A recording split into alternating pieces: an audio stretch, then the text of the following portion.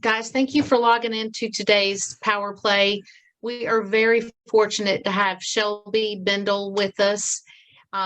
She is none other than my conference roommate. Yay! She lived with me and survived. So, Shelby, we've got Shelby on for a very specific reason. And I think if you guys really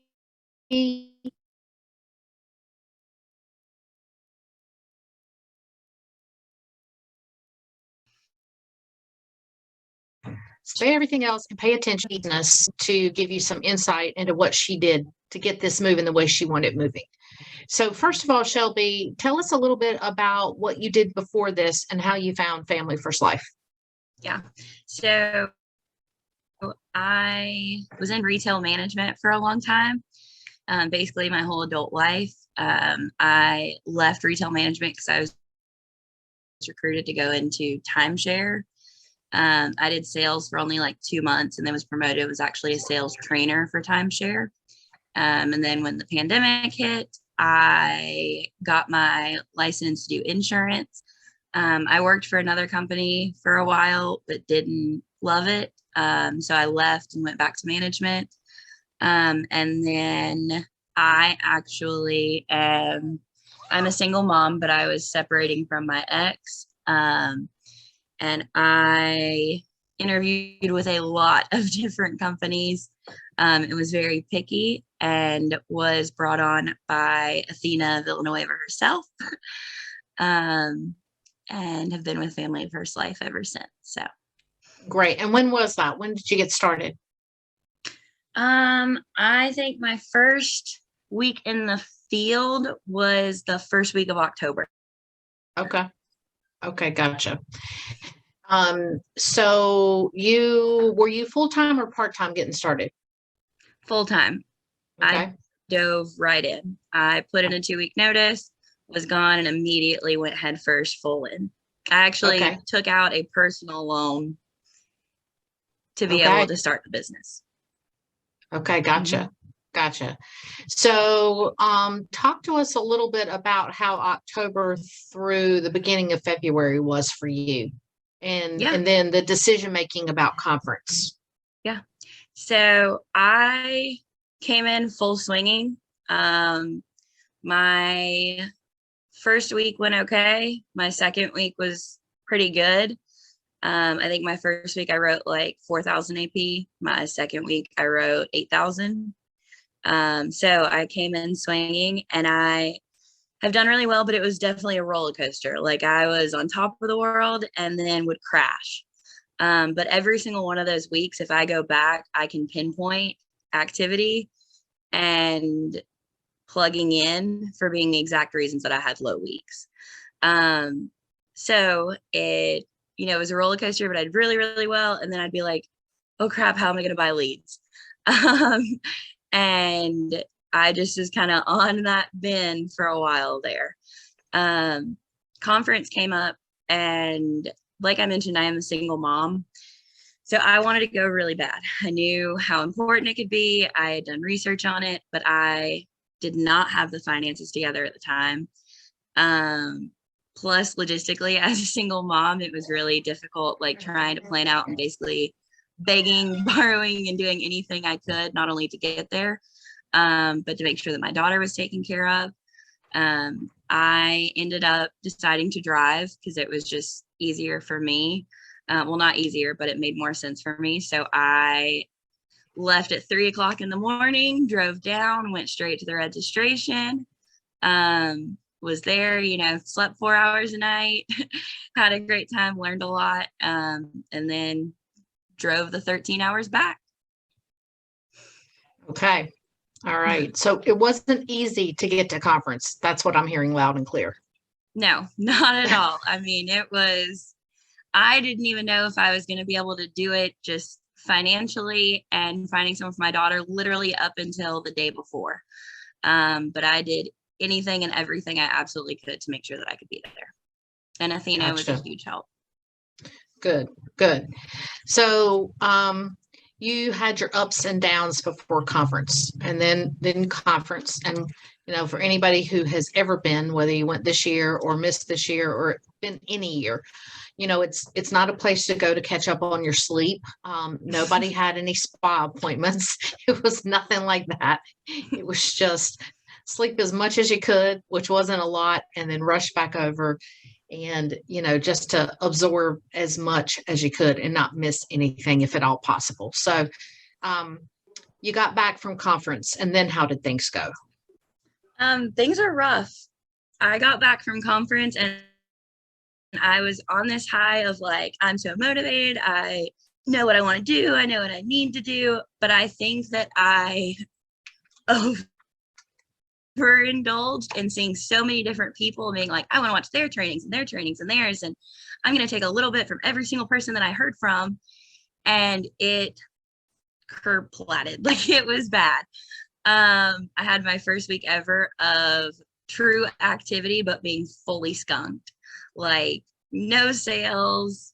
And I am one of those people that, of course, everybody has no sales, but I had never had like more than maybe 2 or 3 in a week of people that I'd actually sat with and told me no.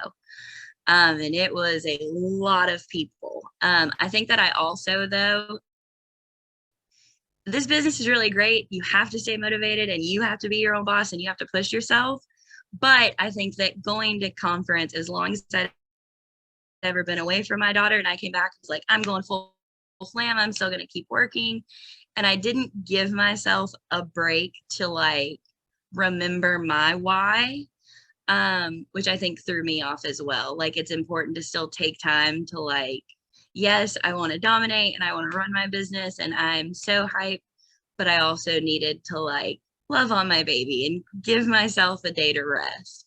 And I didn't do that. So. Mm-hmm. Gotcha.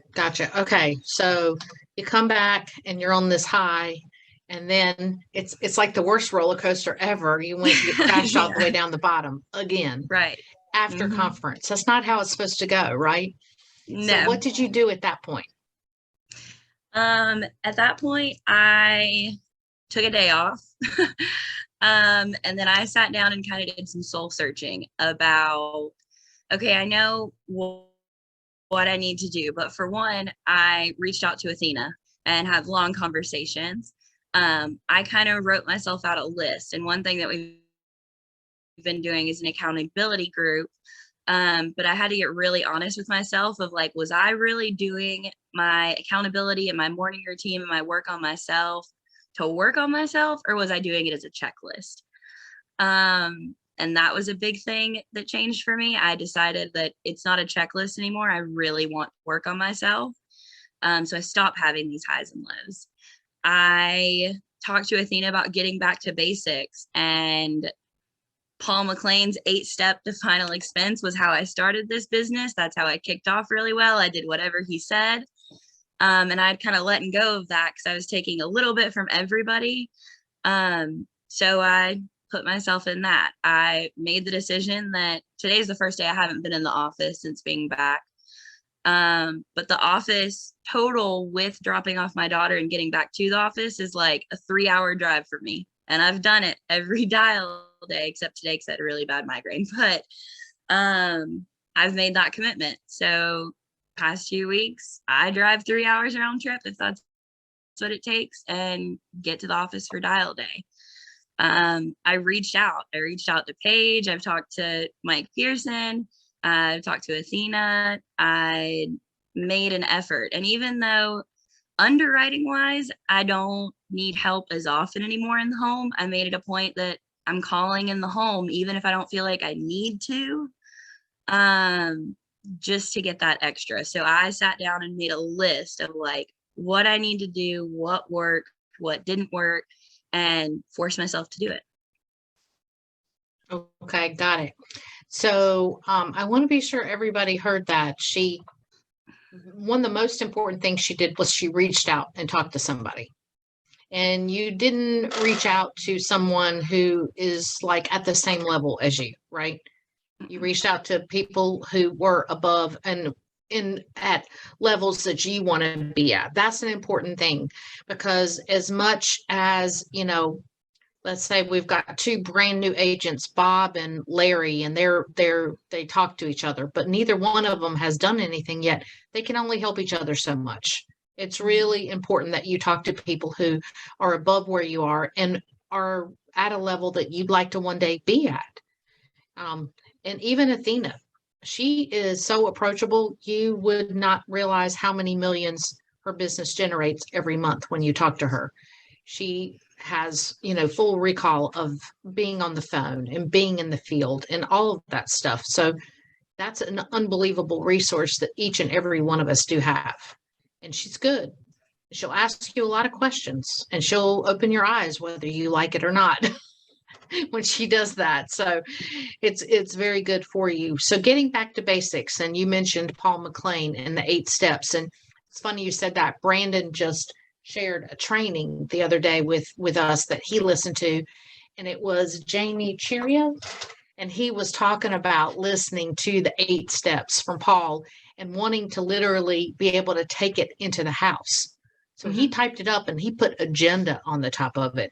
Matter of fact, I'm going to download that and put that on our website. And he said when he was new, he was afraid he would forget something. So he literally carried it in there, said agenda, because he needed the notes. And the clients thought it was for them, but it was really for him. So lots of different ways we can get creative to make sure that we don't skip important steps in the home. So you got back to basics. And accountability group. Some people on here are on accountability groups, but some aren't. Maybe you could describe what that is a little bit and what that has done for you. Yeah.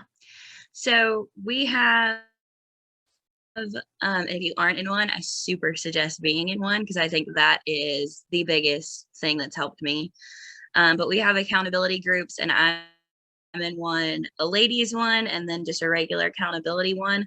But we set our standards for what we're committed to doing. So mine is I read my devotional and I journal and I watch a positive video every day, and I listen to audiobooks because that's how my life is. But I listen to my audiobooks. So it's setting things that you want to do to help your personal growth, and being in a Marco Polo accountability group where you're held accountable to say, hey, I did this, this, and this today, but I didn't do this, or I'm going to do this later. Or this is how this went. And I think one of the things I mentioned in the beginning is I had been in those groups for a while, but at the start, I was using it as a checklist. Like, okay, I read, okay, I did this, versus really committing to, I'm doing this for personal growth. So I'm going to take this very seriously. And I think one thing that's worth mentioning as well is I've been in multiple, and one of them I didn't feel like was holding me as accountable as I should have, or I wasn't meshing with the same type of accountability. So all I did was reach out to Athena. I was like, hey, do you have any other groups you think I would like better? And it was that simple, and I think making that switch to a new accountability group helped a lot too, of finding your people that have the same like-minded goals, that are doing as well or better. Even if they aren't, they are striving for the same things. And you hold each other accountable to it. So, if I haven't posted, I'll see Paige get on there and be like, hey, where are you at? What's going on today? So it really is something that not only are you holding yourself accountable to doing it, but you have other people to push and motivate you. Because I think everybody has bad days. Everybody has days where they wake up and they're just like, I don't want to do this today, or this is going on and I'm stressed out and whatever. And having that reinforcement of like-minded people to back you and be like, hey, no, you've got this. Like, what stuff did you read today? Or this is what my devotional said today. Or it really gives you that bounce back of energy that you need to stay focused and motivated. I agree. And I tell you what, the accountability groups have been, they've been great for me too. I mean, we were just talking before this, Shelby, you shared a playlist that made my morning when I played it this morning. That type of thing is really cool, because we all are trying to better ourselves and therefore get better in this business. And when you are working on yourself, you learn you're still on a roller coaster. You're still going to have ups and downs, but you kind of learn how to stay in the middle and avoid the high, or at least you make the highs a little less high and the lows a little less low, right? A little less manic. So that's the goal. And with what we do, we get told no so often between the phone and in the home, door knocking, we get told no. And it can be hard to deal with. So and so I remember the first time that I had a quick, easy dial day like Jennifer normally has. And I literally thought, okay, I've arrived. I know what I'm doing. They're all going to be like this. And then the next dial day, it was just everybody was hanging up, telling me where to go jump. I mean, it was just like, okay, there is no arriving on dial days, just some days they work out better than others, but we have a successful business and to protect a lot of families. So that's where this type of morning routine can help, and being in an accountability group. And all of us are not accountable for the same things. Like I know working out is on your list, and it's different for everybody. So you just kind of say what you want to be accountable for, and then you do it. And a lot of us also have a nighttime routine, and some others are starting to try to add that in, because if anybody has trouble sleeping, you're dreaming of appointments or dreaming of dialing. It's not good. You don't sleep that good. A nighttime routine has helped me a lot. I do my gratitude journal at night instead of in the morning now, because I go to sleep focused on what I'm thankful for instead of what I'm worried about. And I sleep a lot better ever since I started implementing that, just as an example. So these groups have helped a ton. In terms of getting back to basics, Shelby, with you, define that a little bit for us. Yeah, I do want to add in really quick too. On every single one of my lows, I became a hermit crab. And I think that that's something that's very easy to do in this business, because we are independent contractors. We don't have someone bugging us or forcing us to go to work.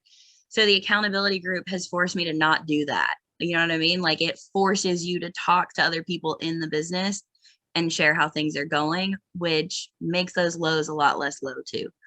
But so back to basics, like I said, I had my list, and it was Paul McLean 8 steps, which is awesome, and making sure that I was following the original training that gave me success. It was making sure I'm going into the office no matter what it took. Like, do you think I like waking up at 4 a.m. or waking my 2-year-old up at 4 a.m.? Absolutely not. But it's had great success for me, and it's changed my business.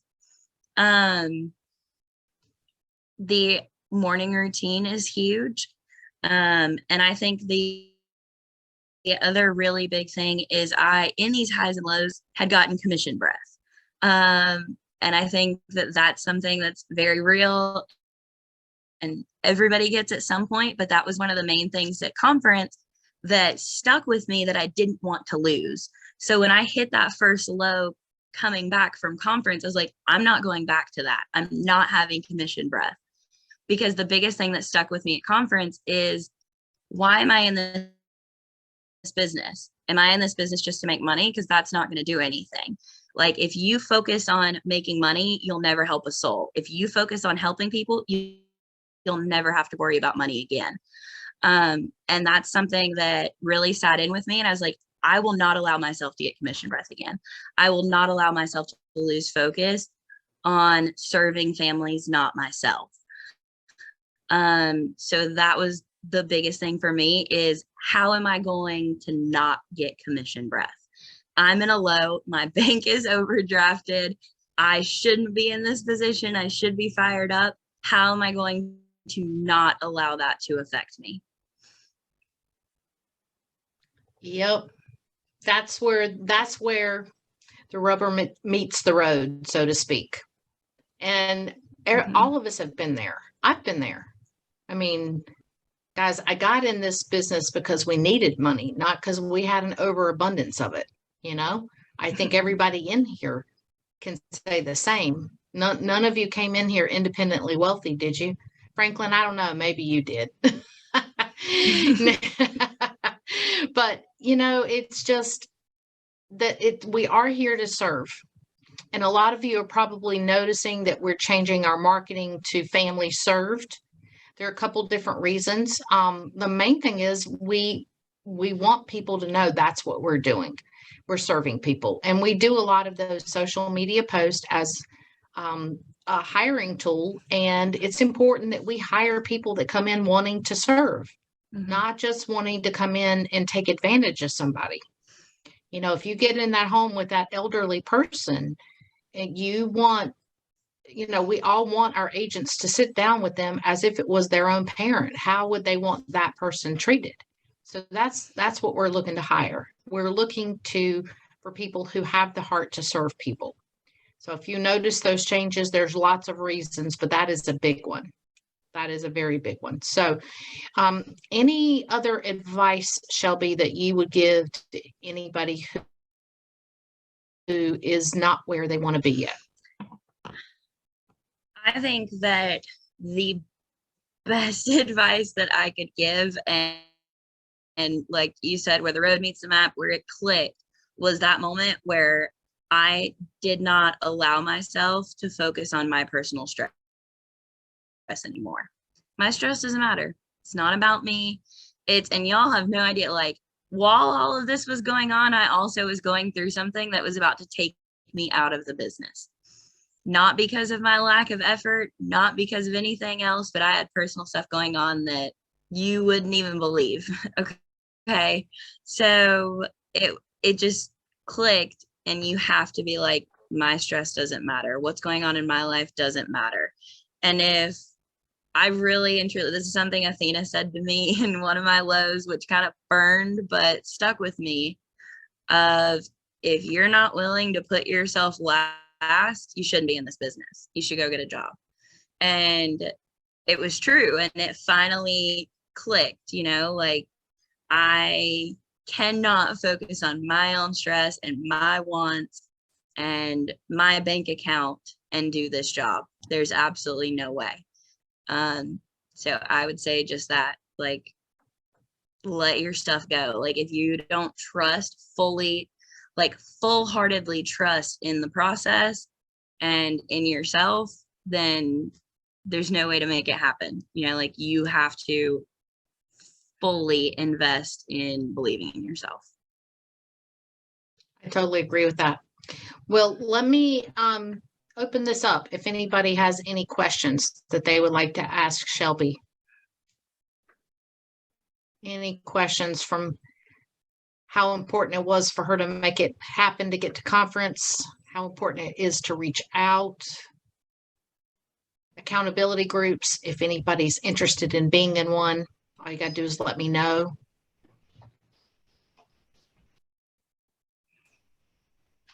Franklin, do you have a question? I do have a question. So the first time you went to the office, how far away you say it was the office? Like 3 hours? So the office is just over an hour from me. However, I have to drop my daughter off an hour south from me. So I drive an hour to drop her off, and then it's 2 hours from there. Right. So it ends up being 3 hours round trip. And how was your experience in the office was? Oh, I love it. I had been to the Charleston office, and I like the Charleston office too. But I think what I mentioned earlier about, like, finding your group, you know what I mean? Who you click with, who you want to be like. So I've been going to the Wilmington office, and I love it. I mean, the energy is there. If you have a bad phone call, they're there to laugh with you. It's a little more personal, just being completely honest. Not that there's anything against them, but I don't personally love them. But there's people there to joke and kind of relieve the tension of dial day. There's people to give you advice on the spot, which is awesome. Hi, Mike. Hi, Brandon. Yeah, those are my people that I like being surrounded by. So, Great people. I think finding your group is really important.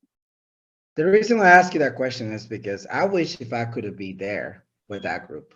Because Let's move, Franklin. I already feel like I built something, you know. Yeah. My experience, my first experience on the group, unfortunately, it was not pleasant for me, and maybe that's the reason why I'm hesitating because that's the only office I have close by.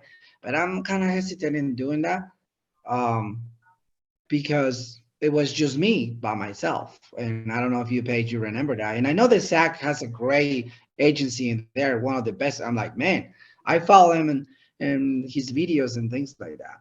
But my Right. experience personally going to their office, it was just me by myself in the corner, Mhm. like literally nobody else. And that I blows feel my like, mind. That blows what my was it? mind. But the good news, Franklin, is there's a new office that's opened up near you that I think may have a completely different feel. So you and I, we can talk about that afterwards. A Definitely be new worth a office, try. you and me, yay. Yeah, I think so. I'll call you to be sure, but I may have a better option for you. You know, I know not every office is the same. Yeah. And hopefully most of you that try offices have good experiences.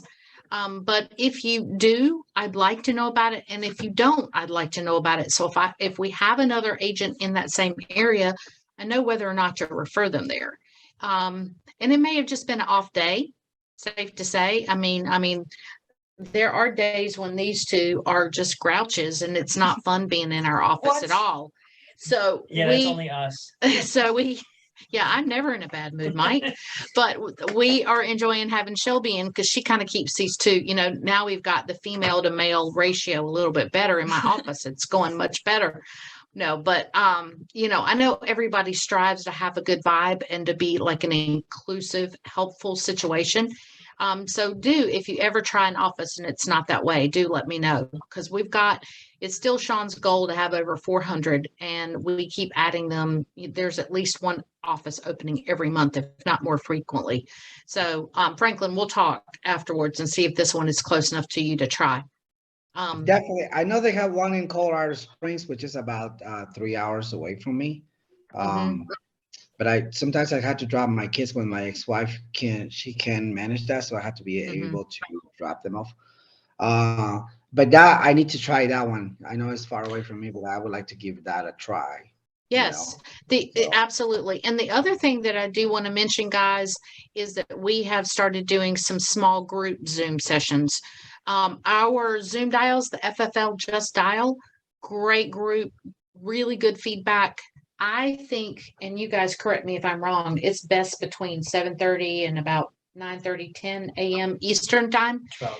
And then Then Shadi 12. is on there at 1:30. After Shadi does his training. And Shadi does a training Mondays at 1:30 on there.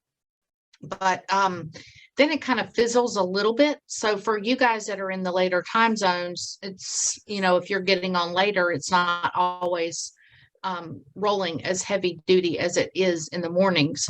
But I've also started doing some smaller Zoom dial sessions. Like today, Marissa was on last week with me, and again today, Ruth was on with us today, and we pulled Jennifer over too. So it's only just a very small handful, so you can hear each other more clearly. You can get feedback. If you've got somebody on the line you're having trouble with, I can literally tell you what to say while you have them on the phone. So if anybody is interested in that as well, don't hesitate to reach out and let me know that you want to do that. We're going to keep it small, and it might be that Jennifer runs one and I run one, and then we switch so that you get a feel for both of us because we have different styles. But that way, you know, we're here and we can do stuff like that too. Yeah, and not everybody is where they can get to an office. So, and Megan, you have to go to the Charleston office when you're not solo parenting. I think you'll love it there. So tell your husband to come home. If only it were that easy.